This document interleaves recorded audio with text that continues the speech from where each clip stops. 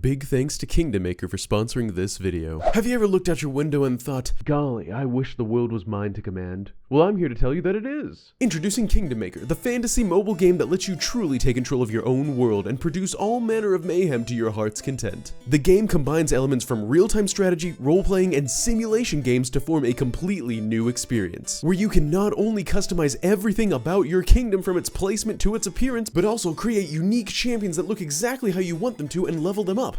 Isn't he a looker? Fight for more territory to expand your kingdom. The only limit to how far you can go is your mind.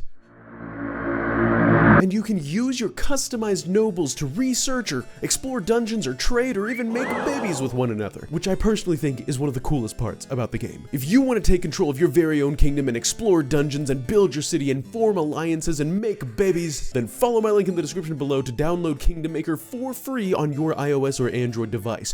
That's right, Kingdom Maker is completely free on any iOS or Android device. So click the link in the description and start making those babies today. And now, on to the video.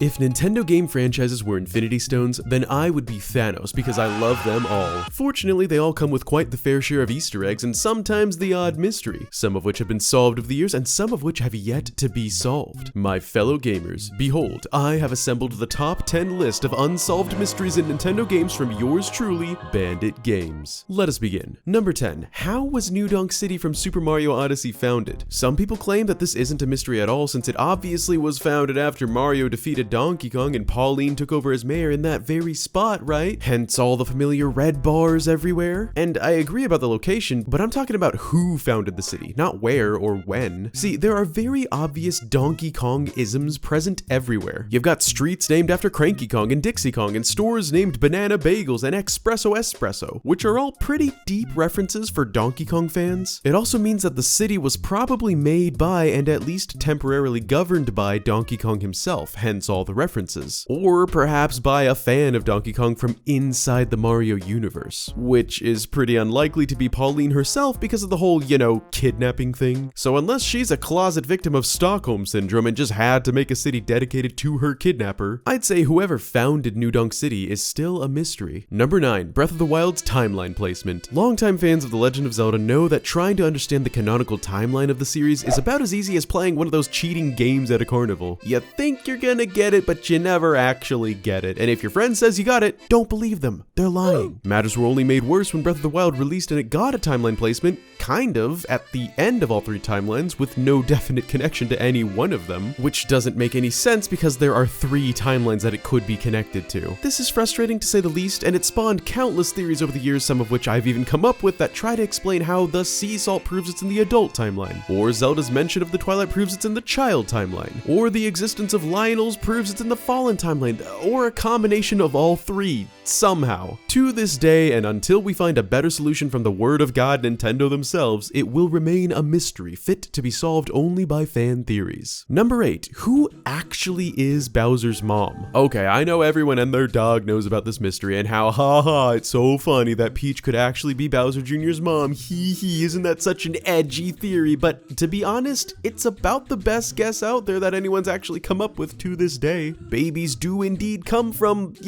mothers. However, there is a semi-deep lore theory that could explain this one. See, babies in the Mario universe have been shown to be delivered by storks in the Yoshi's Island games and also in the Super Mario Bros. Show for the gorilla couple named June and Ward, which could mean that Bowser Jr. came from nobody. But see, this is still just a fan theory and hasn't been confirmed in any of the games. So until we see the little evil turtle boy being carried into town in the mouth of a stork, this will remain unsolved. Number 7. Are Link and Zelda related? Familially. In the original 2 games, Link and Zelda are definitely implied to share some face-sucking action after the curtain falls at the end of the game, and I apologize greatly for using that term, which would obviously imply that they are not related. Obviously. However, lots of fans of the series decided they actually were siblings, or otherwise related, when A Link to the Past released, and Link's uncle says to Link that Zelda is your ... and then kicks the bucket before finishing his sentence, annoyingly. This was strengthened further in Ocarina of Time when Link and Zelda were designed to look extremely extremely similar to one another, and Link gains access to stuff that only the royal family should have access to, and the list goes on. But then Skyward Sword released and showcased a pretty obvious Z-Link romantic connection between the two, so I digress. The fan base seems to be split between those on the side of them being siblings or cousins and those on the side of them not being siblings. You know, so that they can become related, if you catch my drift. A mystery to this day. Number 6. Where are Peach's parents? See, we know they exist for several in-game, in-universe reasons, such as the fact that the original booklet for the original Super Mario Bros. Game mentions them directly, and the Mushroom King as Princess Toadstool's father makes another appearance in the Super Mario comics, although that one might not be considered canon. Either way though, it's definitely odd that Peach is still known in-game as, you know, a princess, implying that her parents are still out there somewhere as the king and queen. Who knows, maybe their castle and their cake is even bigger than Peach's. The world may never know. Numero 5.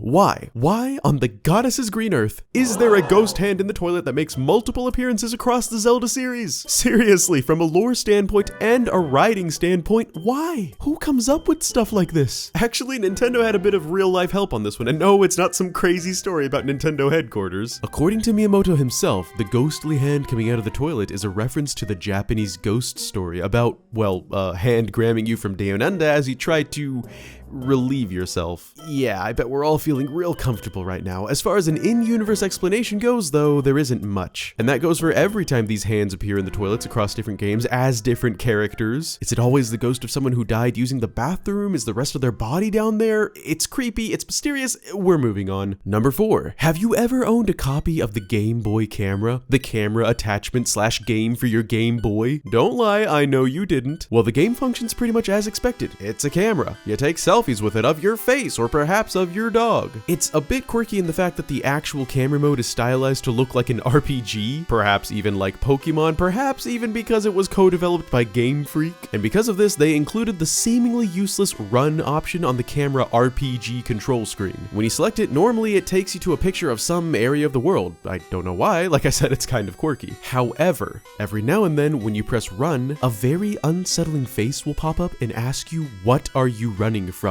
There are multiple possible faces that pop up and more even creepier faces in the Japanese version. And if this isn't nightmare fuel, especially for young children, I don't know what is. And to make matters worse, we still don't know who these faces belong to or why they pop up in the game asking children who they're running from. My answer is that face. I'm running from that face. Number 3. What actually is the fierce deity? See, at the end of Majora's Mask, if you were a good player and collected all of the masks in the game, you can trade them all to a Moonchild in exchange for one particular very powerful transformative mask called the Fierce Deity Mask, which when equipped turns Little Link into what looks to be Big Link from Ocarina of Time, just plus 200 badass points and a giant frickin' sword. The thing is, since the other transforming masks in the game were all created from the captured spirits of their actual living beings, which is why Link transforms after putting the masks on, one has to wonder where exactly, or should I say who exactly, the Fierce Deity Mask originates from. Again, there have been no shortage of theories on the matter, from fans trying to pin the mask's origin on the deceased people of Termina, or maybe even the spirit of us, the players ourselves. But alas, no actual answer has been reached, and the entire mystery behind the Fierce Deity lingers to this day. Number 2, getting close now. Who and what and why and just what the hell is going on with this mysterious caged green thwomp in Mario Kart 64? Some of you astute fans out there who used to play the game, or maybe even still do in the Nintendo 64 Online, will probably recall the course known as Bowser's Castle. In this course, once you enter the castle and turn right into the first long corridor, you can see way down at the end this imprisoned green thwomp just staring back at you. Now, in the remake of this level for Mario Kart Wii, the thwomp is no longer shown as being green, so we're not sure if it was just the lighting in the original game making it green or what. But that's not the point. The point is, what the heck did this thwomp even do for Bowser, of all people, to straight up imprison it inside the castle? It even laughs as you pass by, which is quite unsettling. The mystery of what this prisoner thwomp did remains. I mean, what did it do? Kill someone? And actually, I could believe that. Finally, at number 1, what happened to the other Princess Zelda? And I'm not talking about the different princesses in between the games that all existed hundreds of years from one another. I'm talking about the one that Link resurrects at the end of Zelda 2: The Adventure of Link. See, that game is the sequel to the first Legend of Zelda and is supposed to take place 4 years or so after the original game, which ended, if you'll recall, with Link rescuing Princess Zelda from the clutches of Ganon. But in Zelda 2, Link saves another Princess Zelda that is physically a lot older than the current one, but was kept in a state of stasis and therefore didn't age from the point where she entered that state. You know, kind of like Link from Breath of the Wild. What I'm saying is that quite literally by the end of Zelda 2, there are 2 Princess Zeldas around the same age in existence at the same time. So how did this work out exactly? Did they rule as twins? Sisters? Did they trade off days? Zelda 1 takes weekdays and Zelda 2 takes weekends? And are there now 2 royal families in the games that follow, like potentially Breath of the Wild, depending on which timeline it's in? Or did one of them hide the other and make them disappear quietly so that nobody would ever know and therefore her reign would not be compromised and history would only record one princess at a time? Who knows? It's a mystery. And speaking of mysteries, I was wondering if you'd be so kind as to leave a like on this video if you enjoyed it, and if you would subscribe if you learned anything new. And even if you didn't, I hope you'll consider subscribing anyway to stick around. It only takes a second and you can always undo it later. Let me know what you thought of this list in the comments below, and huge thanks as always to my bandit crew who make my day every day and enable me to continue making videos for the internet to enjoy. Oh, and speaking of which, if you don't feel like joining up on a subscription, you can always buy me a coffee on my brand new Ko-Fi page. Follow me on my socials linked below, and that's about all I've got for this one. This is Bandit, looking forward to seeing you next time, and signing out. Peace!